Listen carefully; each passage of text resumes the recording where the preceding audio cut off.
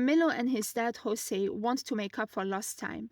Jose asks Rosario if he can spend the afternoon with Janet. They have fun together, and Jose promises to visit her again. Eva gets the idea of creating a student council at school. She wants to defend their rights as students and improve the school itself. Anna tells Jose that she will start the divorce process and stay at home to ensure that the distribution of assets goes smoothly. Jose stands silent and doesn't say a word. The next day, Adolfo confesses his feelings for Anna, but she says that she's not in love with him. He wants them to be friends, and she admits that she needs him. Jose decides to give Janet his surname, but Rosario reminds him that if he wants to be her father, he needs to pay child support. Octavio decides to stand against Eva. He gives a speech in an attempt to talk the students out of choosing her.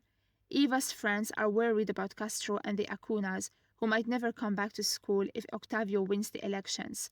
They meet and plot a way to bring him down.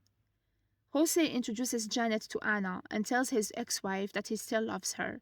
But Anna confesses that she decided to divorce him as she doesn't want to be attached to anyone. She wants to make decisions without feeling pressured, and she urges him to understand that and respect her. 48 hours before the election, Eva and Octavio debate their ideas in front of the student body. Eva shares some proposals, but Octavio tears Eva and her friends apart. He reveals that Eva is doing this to help her friend Castro come back to school. He embarrasses her by mentioning her dad, who got arrested. He insults all of Eva's friends, calls Castro a cheater, and divulges that Luisa got pregnant and tried to get an abortion. The boys vow to make him pay, but Eva urges them to stick to the plan. The boys ignore her advice and meet Octavio after school. Pabon punches him in the face. The next day, Eva and the boys are summoned into the principal's office and see Octavio in a wheelchair with a neck brace and a sling. He accuses them of ganging up on him and forcing him to abandon the elections.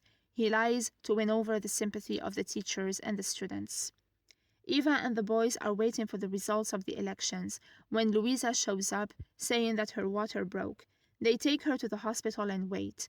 Martin called his mother, and she is thankful that he did, as she wants to be there for the birth of her grandchild. Jose also turns up and finds out that Adolfo and Anna are just friends, as she rejected him. Jose feels hopeful hearing that. Camilo thanks Rodrigo for backing him up and for being there for Luisa, as it made things easier. Eva and the boy are sad to learn that Octavio won the election. Just then, the doctor announces that Luisa had a healthy, premature baby girl. Eva and co are thrilled and celebrate. As Camilo holds his daughter, he narrates how seeing everyone happy made him feel that maybe one day solidarity could save the world. That night, he writes his thoughts and feelings down, ready for whatever the future holds.